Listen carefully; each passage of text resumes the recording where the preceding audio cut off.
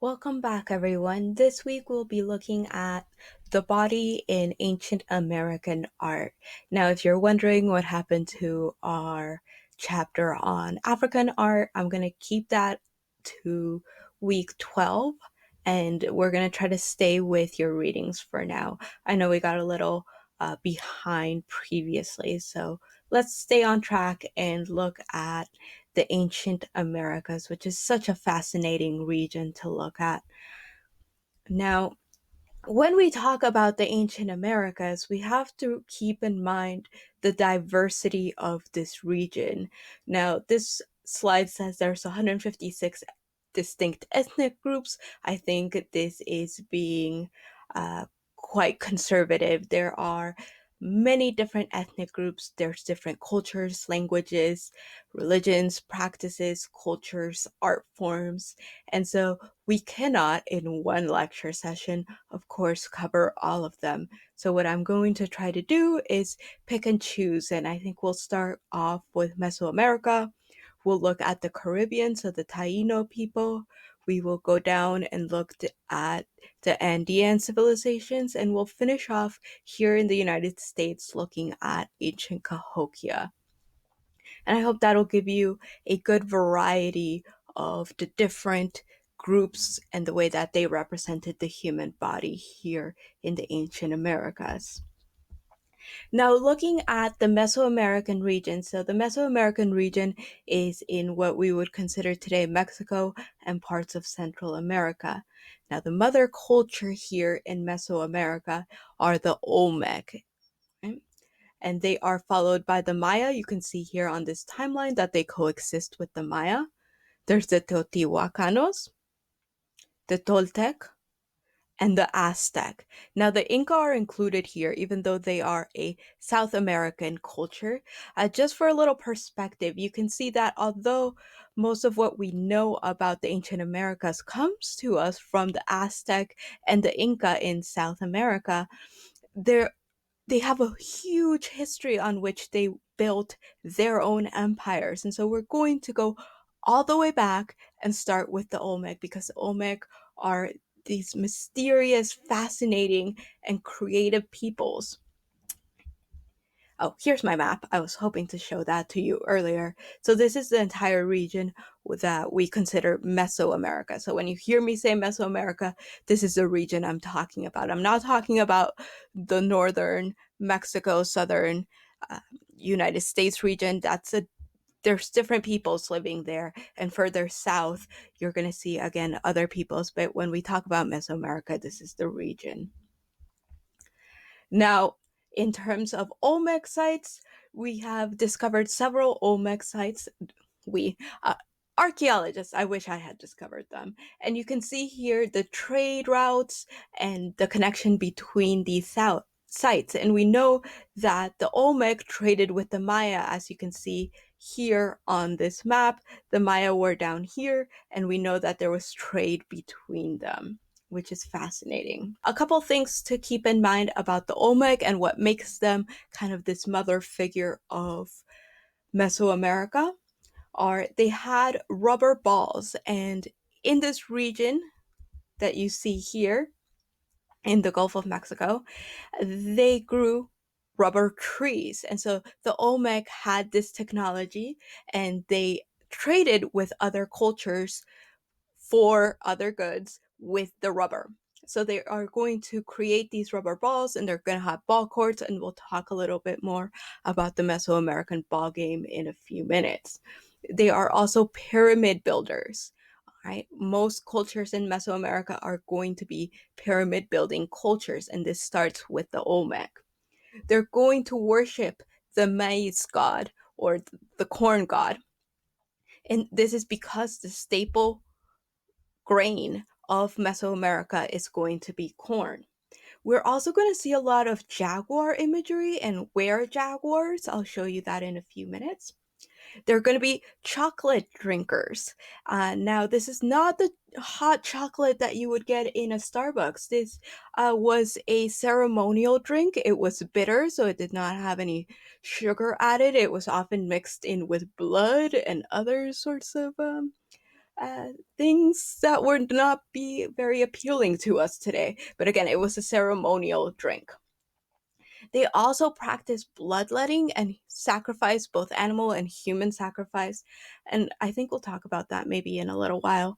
But bloodletting was incredibly important because it was seen as paying the gods back for human creation.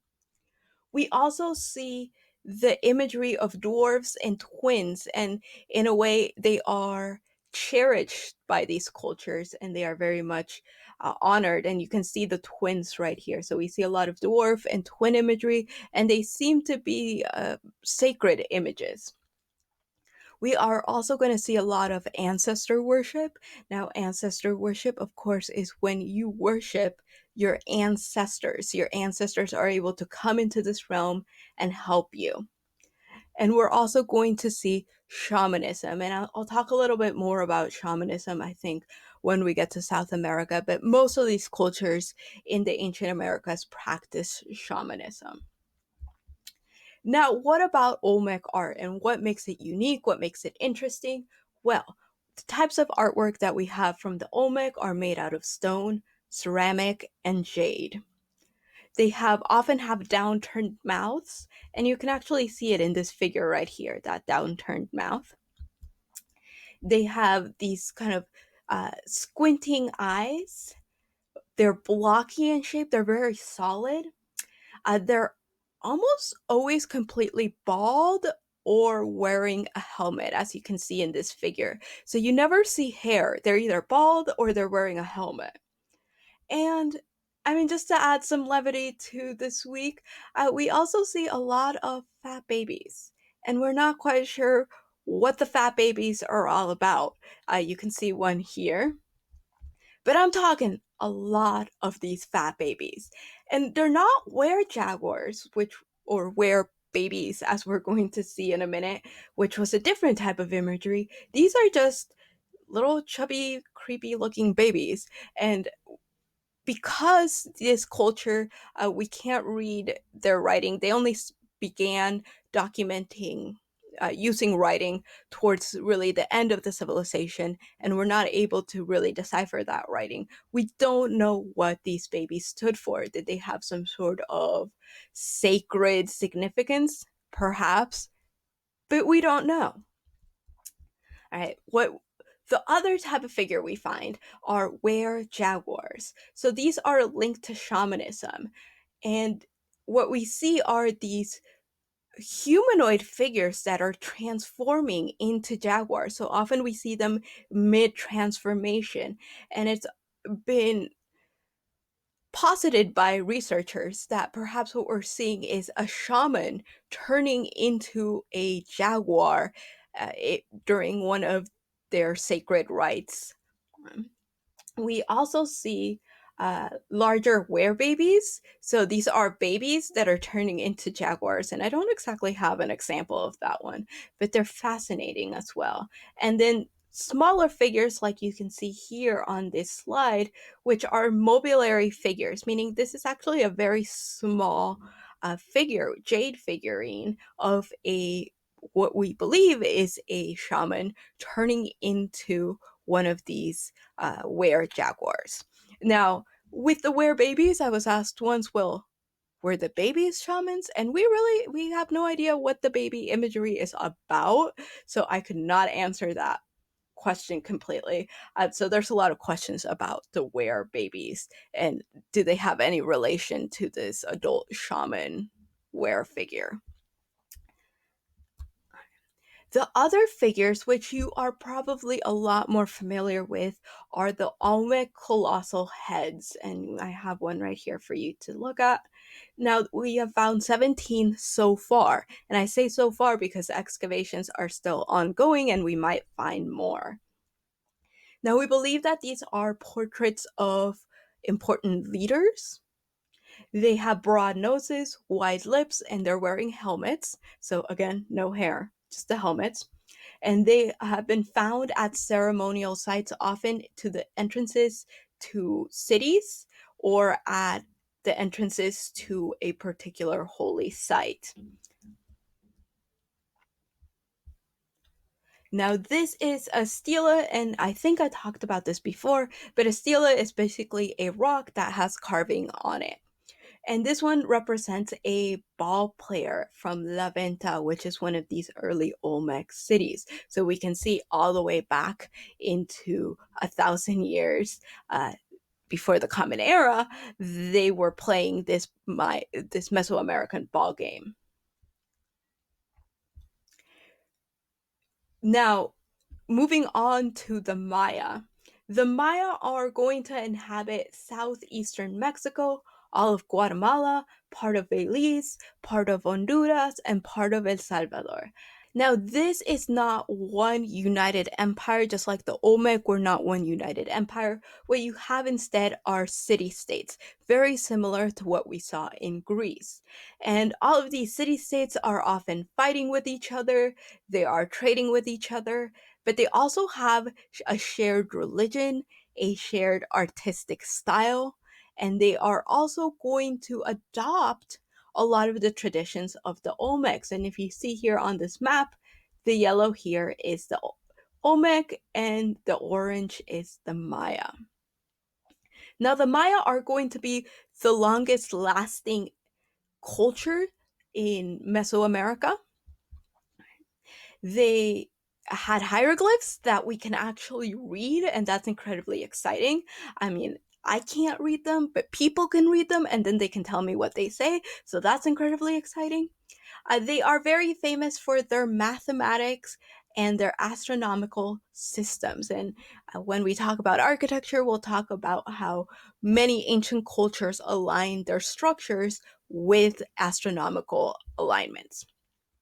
They are also a warfare culture, meaning their entire society is designed for warfare, and we'll talk a little bit more about why that is later on. But they're known for their murals, their architecture, ceramics. They really dabbled in all of the art forms, and the piece I'm showing you here is this amazing tomb find where we have all of the bright colors very well preserved from that show us what people dress like, some of the ceremonies from the ancient Maya world. Now, this is from a vase, and I mentioned a lot of ceramics. We have a lot of Mesoamerican ceramics, especially Mayan ceramics. And what you can see here is the emperor sitting right here in the center. You can see the figures here, and this is very reminiscent from that Persian example that I showed you last week. But we also see here are the hieroglyphs. And of course, these hieroglyphs have been deciphered, and they would tell us, they often tell us who the emperor is and what we're witnessing. Now, this is a reconstructed image from that first slide I showed you from the Maya, which shows us a bit of how they represented the human body, what type of clothes they wore. You can see the elaborate headdresses, the colorful garments. This slide here represents that very gory uh, ceremony of human sacrifice, and I'll take this moment to talk about human sacrifice because I'm not sure if I have it in a slide later on, so I'll just get it out of the way at this point. So the Maya had a creation story that humans were created out of corn, again, the importance of corn, and the blood of the gods. So the gods gave up their blood to create humans.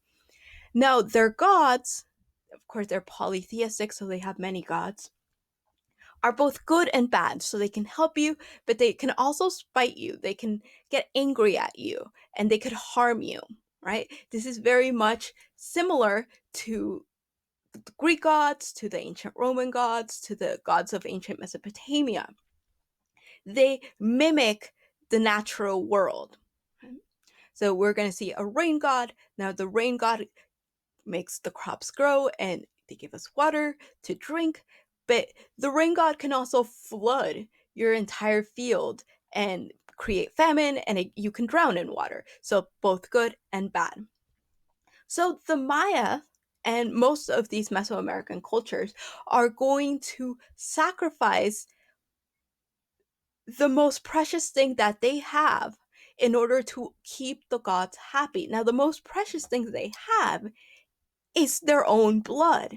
And so this is where bloodletting and human sacrifice come into play. Now you'll notice, who are they sacrificing? Well, in terms of human sacrifices, these were often prisoners of war, right? This is why this is again a warfaring society, because they need prisoners to sacrifice. When it comes to bloodletting, it is often the blood of the king and the nobles which is most precious. So they are going to practice bloodletting. Which is my next slide here.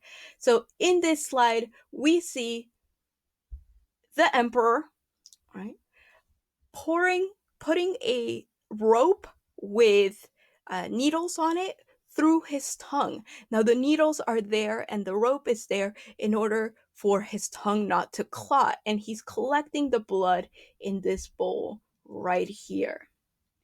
Now, the practice was to pierce either the tongue, or if you're a man, you would pierce the penis and collect blood that way. It was incredibly painful. Yes, it was. I can almost see all of you cringing right now. But that was part of the sacrifice, the great sacrifice that they were doing to keep the gods happy.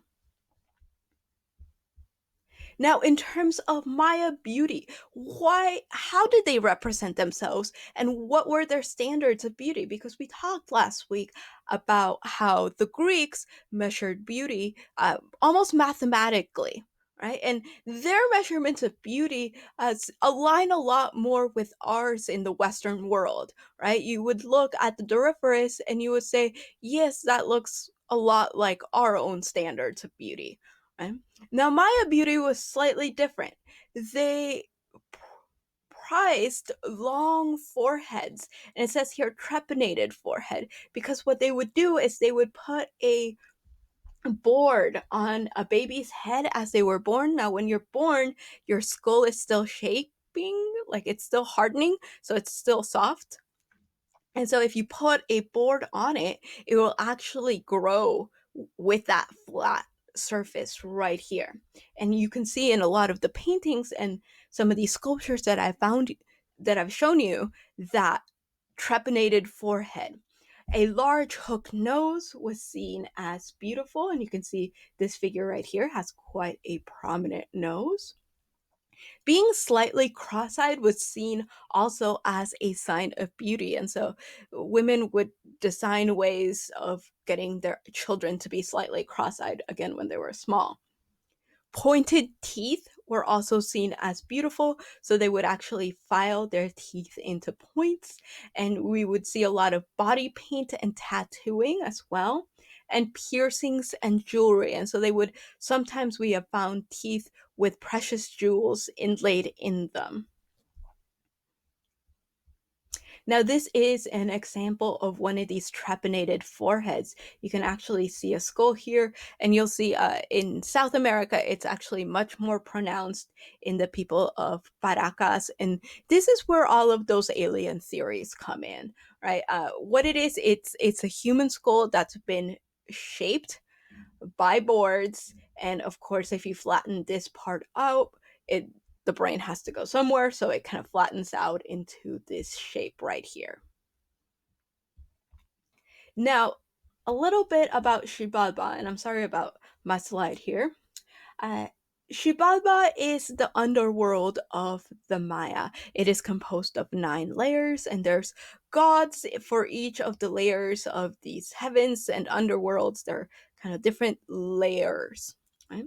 And the two figures that I'm going to show you a video, I believe, on these, are the hero twins, and these hero twins are part of the Popol Vuh. And the Popol Vuh is the holy book of the Maya. It kind of has their creation stories, and a lot of these stories involve the hero twins. And you can see here that they have balls in their hands, because this brings us to the ancient Mayan ball game. Now, in the video you'll watch, I'm going to show you, you're going to see the story of the hero twins and how they reenact the story of creation, there's decapitation, but they're basically playing a ball game with the lords of the underworld in order to stay alive, right? And so out of that story comes the ancient game of the Maya ball game. And again, this game was probably also played by the Olmec. Now, this is the largest ball court that we have in Mesoamerica, and it is at Chichen Itza. Now, if any of you have ever been to Cancun, Chichen Itza is quite close by, and you can see the size of this arena is huge if you consider that they have to get the ball through this hoop right here. Now, the rules of this game, and the ancient Maya called it poktapok, are that you can only use your shoulders, your head, your hips to move the ball. So you can't use your hands and your feet.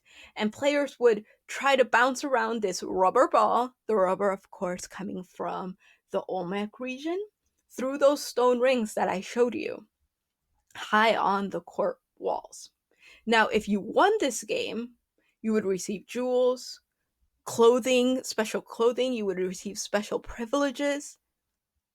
If you lost, you could be beheaded and thrown into a ceremonial cenote, because this was not just an entertainment sport, this was also a religious rite. Now, I was asked once if all games were played to the death, and I don't believe they were, right? But these large games at these large arenas that were played for crowds were definitely played for life, right? And this is very similar to what we see in the Colosseum. It's very much a spectator sports. Now, some of these ball players, like the gladiators, were prisoners of war, but others went into it for the fame, for the glory of it, knowing that they would probably die quite young. Now, we're going to move towards the Caribbean and we're going to look at semis and sculptures. Now, in particular, I want us to look at the Taino because there are several different groups and cultures living in the Caribbean during this time period. Now, we're going to look at the Tainos. Now, they may have immigrated from South America. This is our latest theory that they're actually coming from South America and into the Caribbean region. Now, this name is not necessarily what they called themselves. This is a larger name for a different groups of people with a shared culture. So they're all going to practice similar religions. They're going to have similar languages and art forms. And this is why we call them the Taino. Now, their specific regional names and their the names for their tribes include the Arawak, the Lucayans, the Boricuan. And so, if you've ever heard of a Puerto Rican person called a Boricua, this is why. And they were mortal enemies with the Caribs. Now, the Caribs were a different group of people that were also living in the Caribbean during this region, and this is why the whole area is called the Caribbean.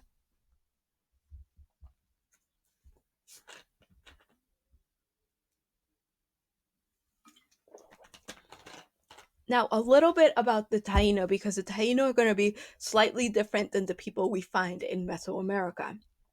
They're going to have a matrilineal society, meaning the lineage is documented through the mother's side, and in these type of societies usually women have a little bit more power. They are also going to have an incredibly rich oral tradition. They're not going to have written language, but the stories are passed down from generation to generation.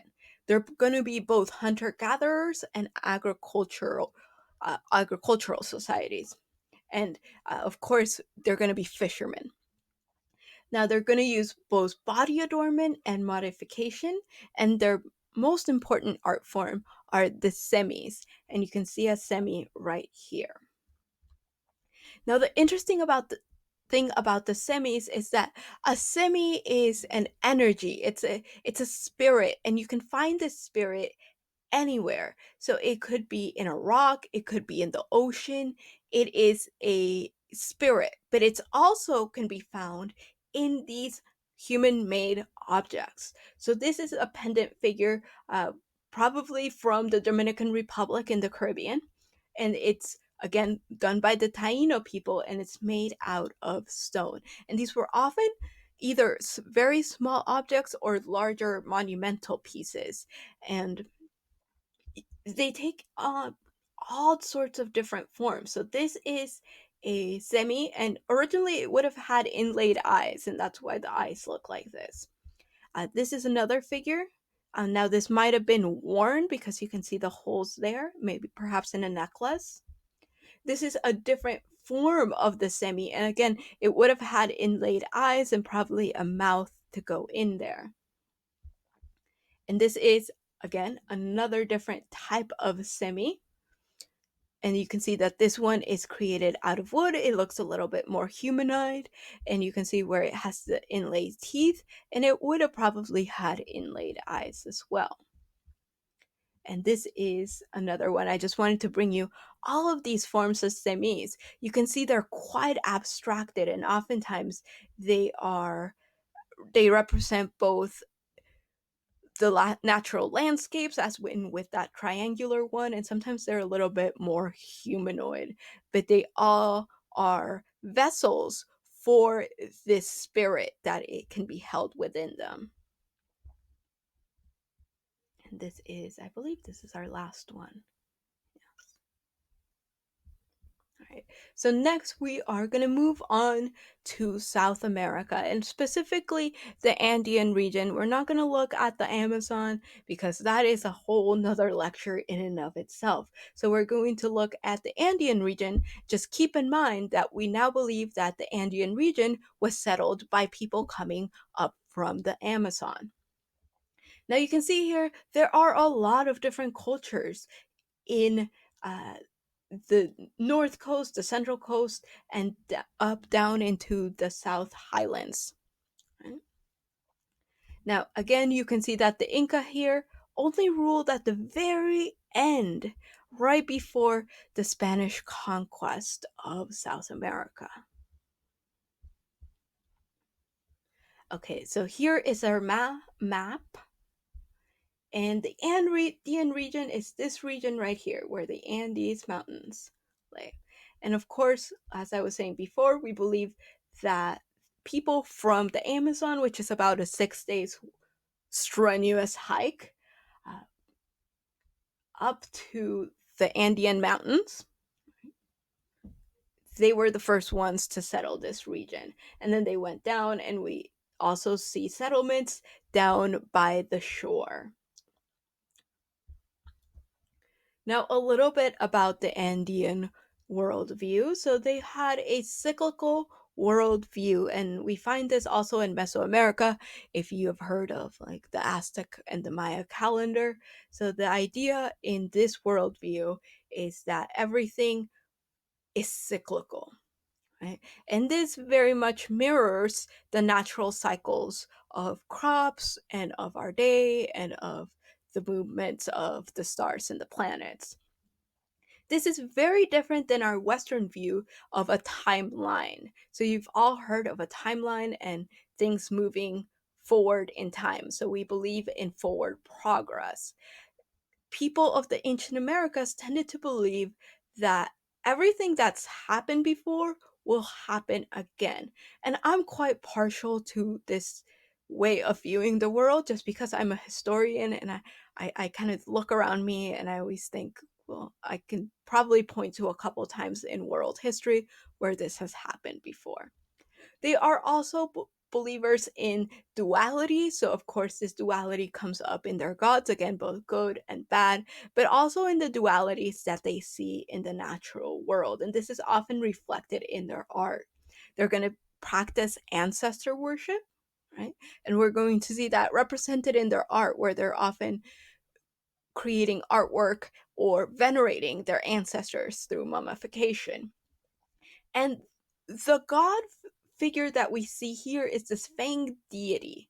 And now this fanged deity uh, is called several different things, and we're not quite sure if it's the same fang deity or different interpretations of it, but you can usually tell because it has fangs, as you can see in this vase right here. But it often has claws, and you'll often see sometimes it has wings or it has human heads hanging from a belt, and that's how you can tell the fang deity. Now, a little bit about shamans. So, shamans uh, are the bridge between the earthly and spirit world. Right? We talked about the shamans turning into jaguars, which are incredibly strong animal figures. And so they see the jaguar in many of these ancient American cultures as an incredibly powerful spiritual animal. And so converting into that figure gives these shamans a lot of power. So here we can see this transformation. You can see the fangs right here, the claws. Usually have claws as feet. I forgot to mention it. They usually have a where did that go? Okay, they usually have hair that ends in snake heads. And what you can see here is he's actually holding a type of cactus. I think it's the San Pedro cactus. And we know that they contacted spirits through altered states of consciousness. And this was usually done through herbal remedies, psychoactive drugs that would put them into altered states of being. And one of these is the San Pedro cactus right here. Now, the shamans can also help maintain social control. They are often very close to the emperor, if not the emperor himself. And in cultures where women are allowed to be shamans, we know that they are also hold incredible power. Now, they often have a connection to the totem animal, which I was just talking about, one of the most popular ones being the jaguar in the ancient Americas. Now, I say in the ancient Americas because we are going to see shamans almost all across the world at different points in history. Now, one of the art forms that the ancient Andean people are very well known for is pottery, and in particular these uh, heads of leaders. And as you can see, each one is unique, and this comes from the Moche people. And the Moche people were incredibly famous for their pottery. I went once down to Peru, and almost all of their National Museum of Art is full of Moche pottery. Now, this pottery, they depicted everything. Now, I'm just showing you the human figure here, but they depicted animals, they depicted houses, they depicted almost every part of human life um, in these pots. Now, the most interesting ones for us today are these human figures because these are portraits. And to me, these are as fascinating as those Roman busts that we talked about because you can see their individual features and that they are portraits. They're not just random figures. And what's fascinating, and I took this photo when I went to the Larco Museum in Peru, is that they have some of them on display, but then if you go behind the scenes into their storage, they actually have thousands and thousands of these portrait vessels that human faces and human figures were so important to them that they would recreate them this often. Now, what another type of ceramic that we have here. This is a caro jar, and you can see it has a human face on it. We believe this is one of these, either a shaman or the Fang deity being represented. Now, I'll give you a guess at what type of drink, what they're drinking out of this. Now, when I have a live class, everybody, of course, just yells out blood. They did not drink blood out of these. They actually drank beer out of these figures. And here we can see this human figure drinking out of this caro jar, probably chicha beer, which was what was common down in the Andean region. Now you can see all of these geometric shapes. The Andean region is very well known for geometric patterns as well. If you type in, and just in case you're doing research, just an FYI for you, if you type in moche pottery into Google, you will get quite a lot of pornographic pottery.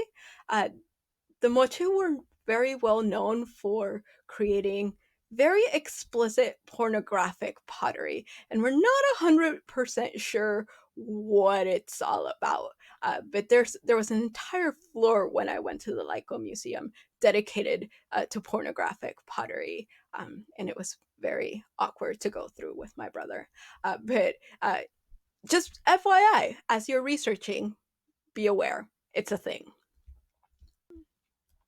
And the other type of ancestor veneration that we see in the Andean region was mummification. Mummification was practiced in the Andes for thousands and thousands of years. Now, as different cultures had different practices with mummies, in the Moche, in the Inca, at least, we know that these mummies were buried in their house with the people that were living there, with their family members, and you can see the mask on this one, and they would actually be brought out for family gatherings. So imagine it's Thanksgiving and you pull out, you know, um, your dead loved one's mummy to join you in the feast. Now, of course, they didn't practice Thanksgiving, right? But say a harvest festival or a particular important date, right? They would pull out these mummies, and they would be part of everyday ceremonies. And the reason for this is that the Andean people believed that the spirit of your ancestor could actually live in their mummified bodies. So it was as if you had them there with you, as strange as that might seem to us today. And now this, I'm going to skip over this one. This So I'm going to skip over to the Mississippian cultures just so I don't make this lecture too long. So the Mississippian cultures, of course, are found in the region of the Mississippi River here in the United States, and they span from around 900 to 1500, really with the high point being around 900 to 1000. Now, the most famous city of this region is called Cahokia. Right? They were agricultural societies, and I think this is one thing that is often overlooked in history classes. We learn a lot about, smaller scale societies here in North America. We hear about hunter-gatherer societies, but we don't often hear about large pyramid building societies like we see in Mesoamerica, but they did exist here in the Mississippi Valley, right? And we call them mound builders, but they were very much building pyramids. They were just not made out of um, they were not made out of stone. They were made out of earth. And so they're not very impressive today, but they would have been incredibly impressive in their heyday. Here is a representation, of course. If you go to this region today, all you see are some slight mounds of earth. The city was abandoned right about when you see European conquest of this region. But people were still living on this land, just not at this scale that we see here. This was a large agricultural society, very similar to what we saw in Mesoamerica or in South America. This is an aerial view of Monk's Mound today. As you can see, there's not much left, so it's not quite as impressive, say, as an Aztec pyramid. Now, what we have found are lots of these beautiful carved figures. Now, these were found in tombs, right? And so we know that a lot of ancient cultures buried their dead with figures, human figures. And you can see that in this piece right here. So this is a kneeling male figure. This is a different type of figure, but again, found in a tomb. And these figures, because they were not out in the elements and they weren't destroyed, I mean, mostly destroyed, give us a glimpse at the type of art that these people would have created, because a lot of that is gone today. And this gorget is this beautiful figure. He's holding a human head, and there's a lot of decapitation in the ancient Americas. I'm sure you've seen a theme here, but we can see that there is almost a bird-like quality to this figure, and we can see in this first slide I showed you. Sorry, this human figure that is very bird-like. So while we found an association with jaguars in Mesoamerica and South America, in this northern region, we see an association with birds. Let me see if I have any other figures. All right. And I think I'm going to end there. I won't talk about William Muslim. Hopefully, we can talk about him later. So that's where we'll wrap up. In the next section, you'll be able to take a closer look. I might have you take a closer look at this gorget, but just delve a little deeper with the documentaries. All right. Thank you, and I'll see all of you next week.